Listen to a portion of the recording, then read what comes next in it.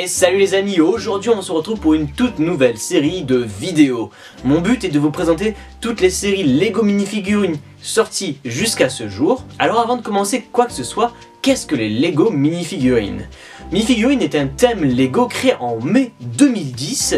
Alors le concept est simple, chaque série sont constituées de 16 figurines cachées dans des sachets mystères. Le but est en quelque sorte de compléter la série. Il y a une technique bien connue pour retrouver les figurines qui nous manquent, c'est de tâtonner les sachets pour voir, pour essayer de trouver la figurine. Donc si vous êtes doué, vous êtes censé retrouver la figurine qui vous manque.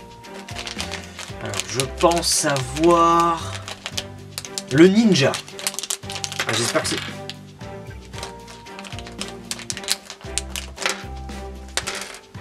Bon, j'avoue, moi faut que je m'améliore dans ce domaine. Il faut savoir que les Lego minifigurines sont beaucoup utilisés dans l'univers Lego, que ce soit dans les jeux vidéo, les films et les séries. Mais bon, je vais sans plus tarder vous présenter la série 1. Commençons avec l'Indien, une figurine équipée d'un arc, d'un carquois et des flèches.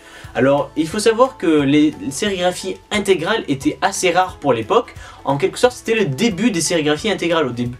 Avant, c'était juste le torse, le visage qui était sérigraphié. Et la deuxième figurine est l'une des seules figurines féminines de cette série. C'est la Pom Pom Girl. La Pom Pom Girl qui est vraiment super bien sérigraphiée. Elle est équipée de pompons et d'une coupe de cheveux qui était inédite pour l'époque, parce qu'on la retrouvait que avec cette figurine.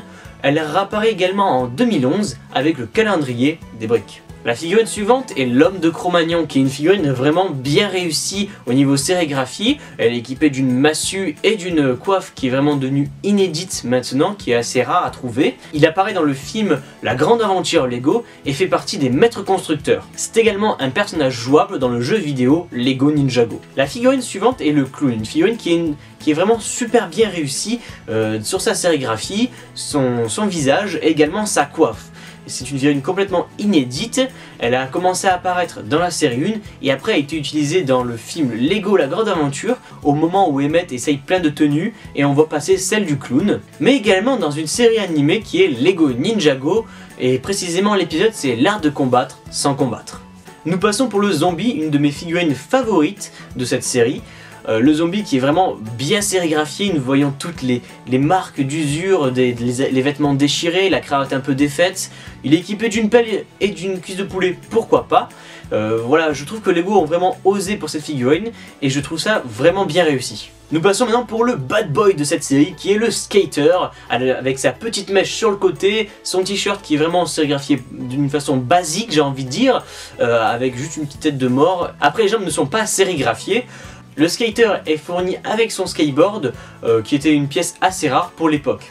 Il refait également son apparition avec la Pom Pom Girl en 2011 dans le calendrier des briques. Nous passons pour la 7ème figurine qui est le robot, une figurine qui est vraiment, on voit bien l'aspect mécanique du personnage avec tous les boulons, les petits détails de machine. Le petit bémol c'est qu'ils auraient dû l'équiper d'un accessoire, ça aurait été un peu plus sympa de leur part. Et là nous passons peut-être pour la figurine que j'aime le moins de cette série qui est l'automate. L'automate qui est vraiment assez basique, une pièce jaune avec quelques marques, voilà, équipée d'une clé à molette et d'une petite plaque. J'ai pas grand chose à dire dessus, passons à la suivante.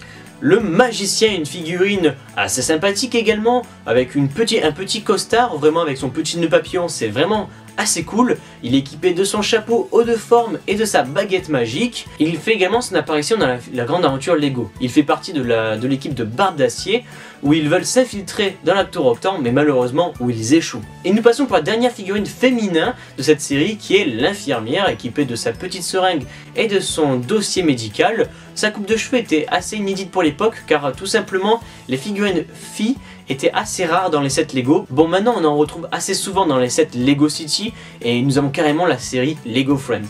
Le ninja qui était une de mes figurines favorites quand j'étais jeune, tout simplement avec son katana et sa capuche, il me faisait beaucoup penser au Lego Ninjago. Et nous passons pour la 14e figurine qui est le cosmonaute, avec son casque et son pistolet laser.